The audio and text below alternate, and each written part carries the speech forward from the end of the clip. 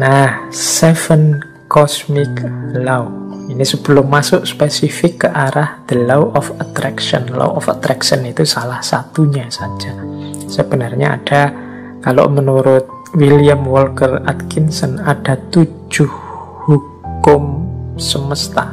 Istilahnya kan kosmik. Jadi alam semesta ini ada 3 rumusan hukumnya.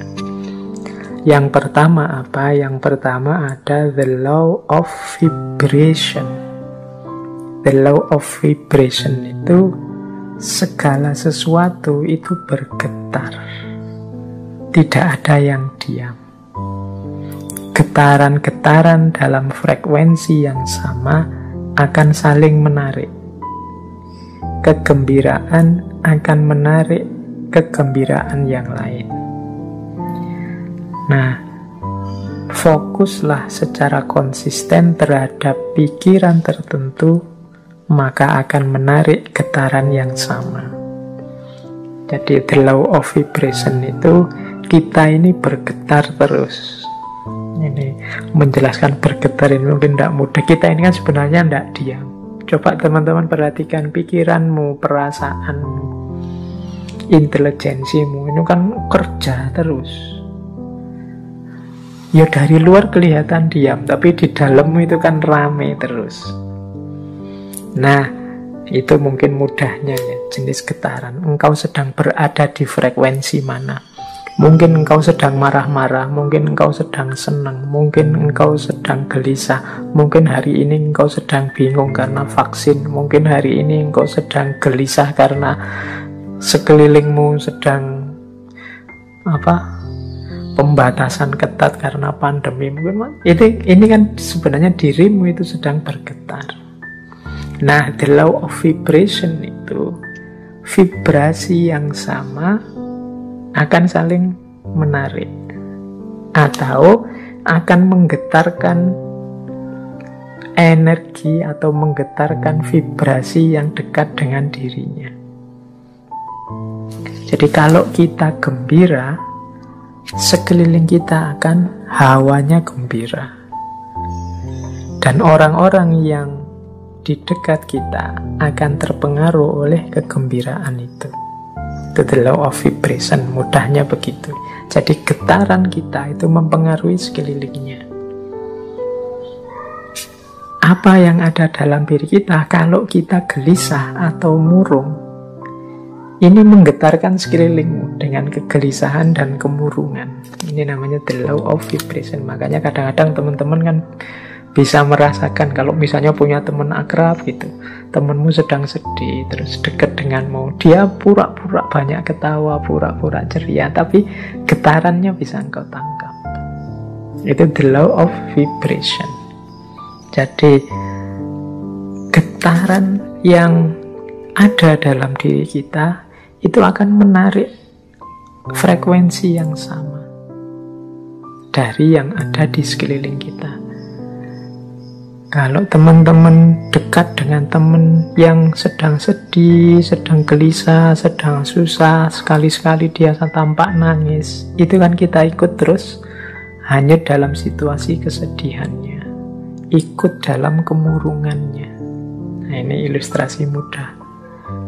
Kalau teman-teman dekat dengan teman yang sedang senengnya luar biasa, cerianya luar biasa karena tujuannya tercapai gembira, itu kita dekat dia juga ikut gembira. Jadi getaran yang ada dalam diri orang lain bisa mempengaruhi getaran yang ada dalam diri kita. Demikian pula sebaliknya. Jadi kegembiraan akan mendatangkan kegembiraan, kesedihan juga akan mendatangkan kesedihan. Ini the law of vibration namanya. Menyikapi the law of vibration itu seperti apa? Ya menurut William Walker Atkinson adalah fokuslah pada yang baik-baik, yang indah-indah, yang nyaman-nyaman di pikiranmu. Apa yang engkau inginkan, fokuskan ke situ pikiranmu terus. Jadi getaran kesuksesan, getaran cita-cita keberhasilan, getaran cita-cita kebahagiaan itu biar menyebar kemana-mana dan menarik itu ke dalam dirimu. Yaitu, ayo mikir yang positif-positif saja. Ayo menginginkan yang baik-baik saja. Ayo mengharapkan yang nyaman-nyaman saja, yang damai-damai saja. Loh, itu nanti itulah yang akan hadir karena tertarik oleh getaran keinginan kita, getaran yang ada dalam diri kita. Itu namanya the law of vibration. Itu hukum yang pertama.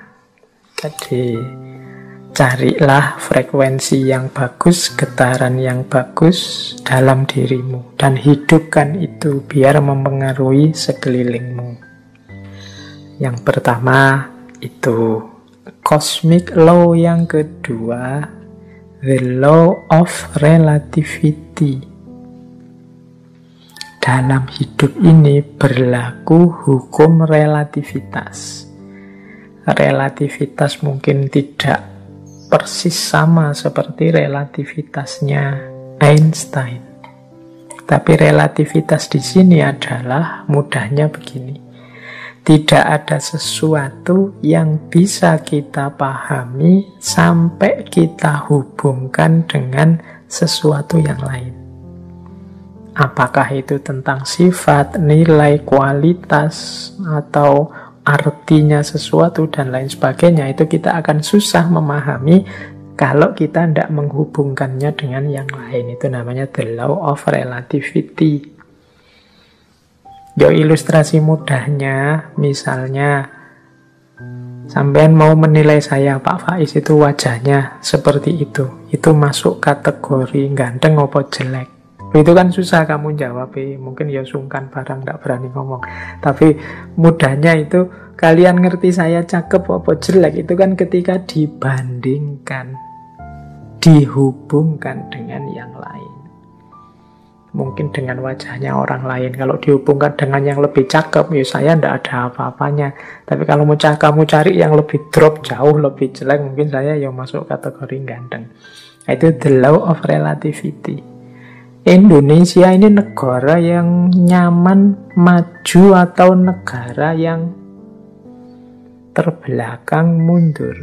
Itu jawabmu mesti susah, karena parameter bisa macam-macam orang bikin. Mudahnya apa? Relatif, relatekan dengan sesuatu yang lain. Jadi jawabannya mestinya, kalau dihubungkan dengan negara ini kita masih terbelakang. Tapi kalau kita sambungkan dengan negara ini ya masih lumayan. Kita masih tergolong lebih maju. Itu namanya the law of relativity. Jadi ini hukum alam yang kedua. Nah, maksudnya apa William Walker ini menunjukkan the law of relativity? Ya, hendaknya kita ini selalu menghubungkan situasi yang kita alami dengan yang lebih buruk atau lebih kurang atau di bawah kita. Tujuannya apa? Biar kita bersyukur. Semua kegelisahan, ya mungkin tidak 100% lah, sebut saja 90% kegalauan, kegelisahan kita hari ini, itu muncul karena kita merelasikan diri dengan sesuatu yang lain, yang lebih tinggi, lebih bagus, lebih sukses, pokoknya lebih segalanya dari kita. Akhirnya kita tidak mampu untuk bersyukur. Mau bersyukur itu lebih berat karena kita melihat hidup kita ini serba kurang.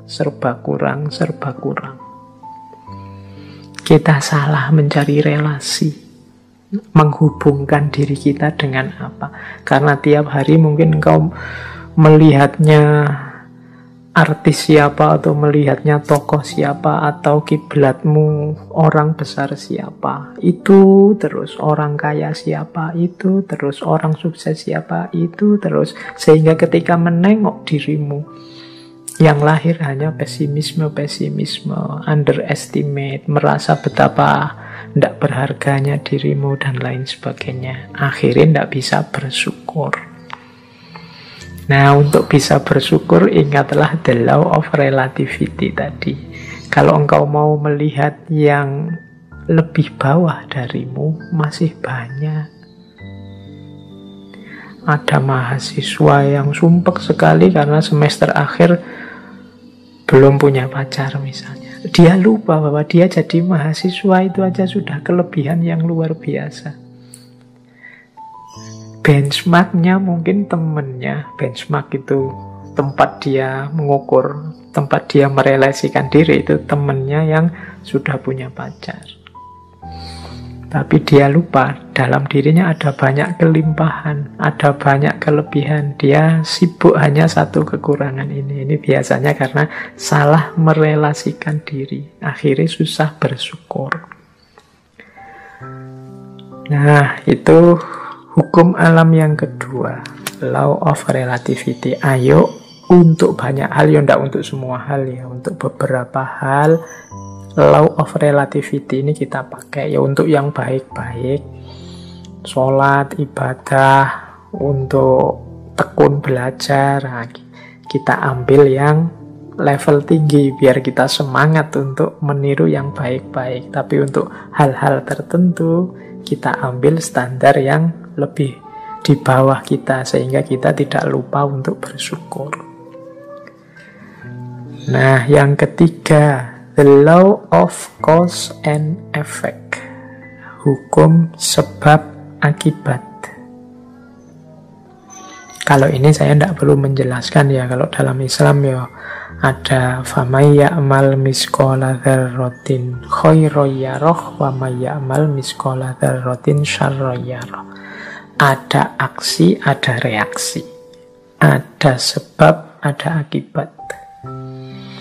Maka menghadapi hukum yang semacam ini, marilah kita ciptakan dalam hidup ini sebab yang baik-baik saja. Sebab-sebab yang produktif, yang sukses, yang unggulan, sehingga kita mendapatkan akibat juga yang sukses, yang unggulan. Jadi karena ada sebab, ada akibat. Kalau ingin akibat yang bagus, ya ciptakanlah sebab yang bagus. Ini hukum alam juga. Tidak mungkin dari kemalasan lahir keberhasilan misalnya, makanya jangan malas.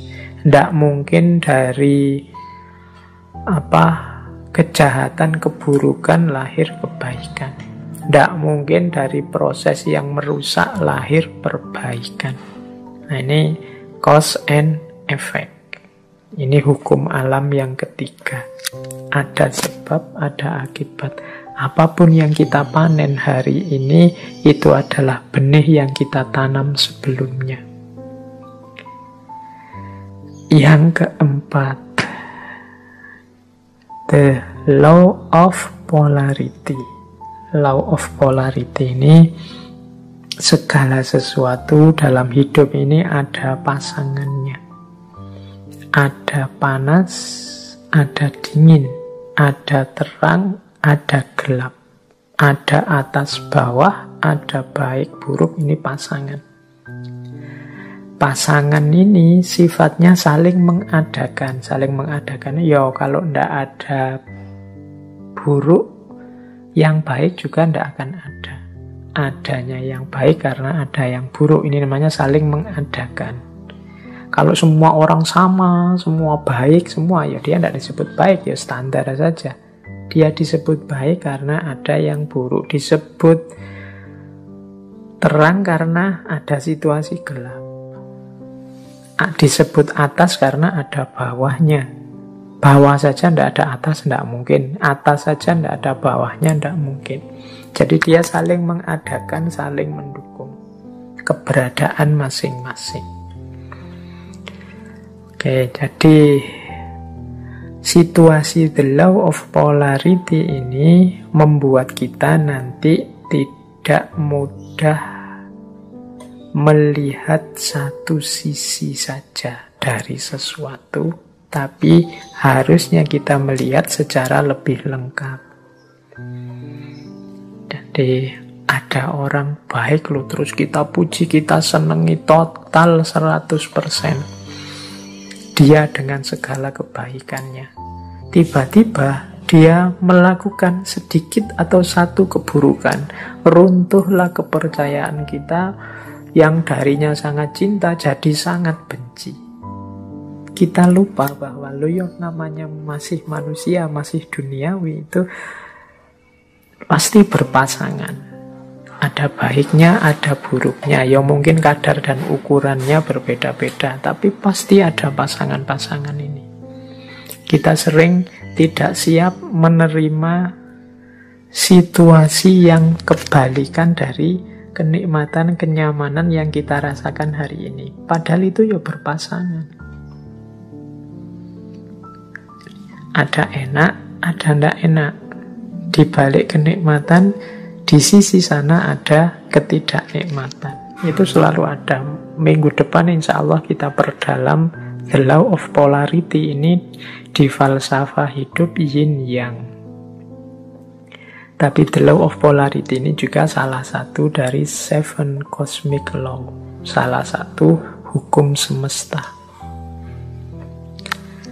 Baik, nanti kita lanjutkan kalau yang keempat ini ya. Yang kelima, the law of rhythm. The law of rhythm ini, hidup ini mengalami siklusnya masing-masing. Hidup ini ada perputarannya. Siang, malam, kelahiran, kematian, kemunculan, kepergian, dan lain sebagainya. Namanya rhythm, iramanya hidup. Nah, segalanya ada awalnya, ada akhirnya. Ini the law of rhythm. Beberapa kali saya ceritakan kan ada kisah sufi, seorang sufi yang punya jargon, ini pun akan berlalu. Mengalami apapun, apakah itu kesenangan, apakah itu kesedihan, pada saatnya juga akan berlalu. Seberat apapun, seperti apapun. Termasuk pandemi ini, dia ada awal kehadirannya, pasti nanti ada akhir kepergiannya. Itu the law of rhythm. Jadi kalau kita mengalami situasi apapun, sadarlah bahwa situasi ini akan berakhir. Yang sedang sedih, ingatlah kesedihanmu pada saatnya akan berganti kegembiraan. Yang sedang gembira, wong namanya kita hidup, pada saatnya juga akan ada masalah dan kegembiraan akan bertemu dengan kesedihan. Itu namanya the law of rhythm. Hidup ini ada siklusnya. Yang sedang di bawah jangan putus asa, yang sedang di atas jangan jumawa. Karena kita ini berputar. Ini namanya the law of rhythm. Untuk the law of rhythm ini, insya Allah nanti minggu terakhir kita bahas dari perspektif filsafat Jawa. Cokro Manggilingan. Baik, kita lanjutkan. Yang keenam, the law of gestation.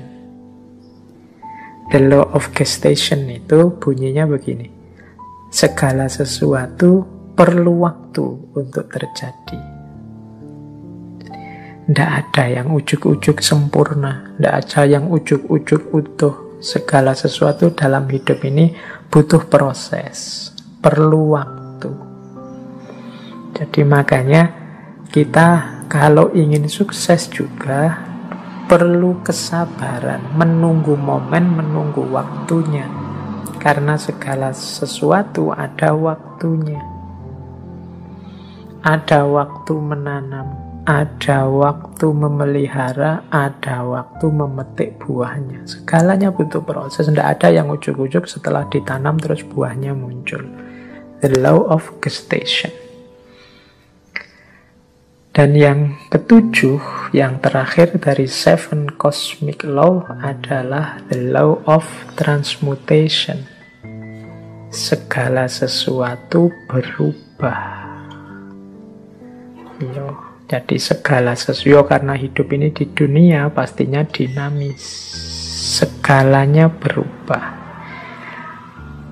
Ini banyak kalau kita belajar filsafatnya dulu, filsafat Yunani yang terkenal Heraklitus itu ya segalanya berubah kecuali perubahan itu sendiri.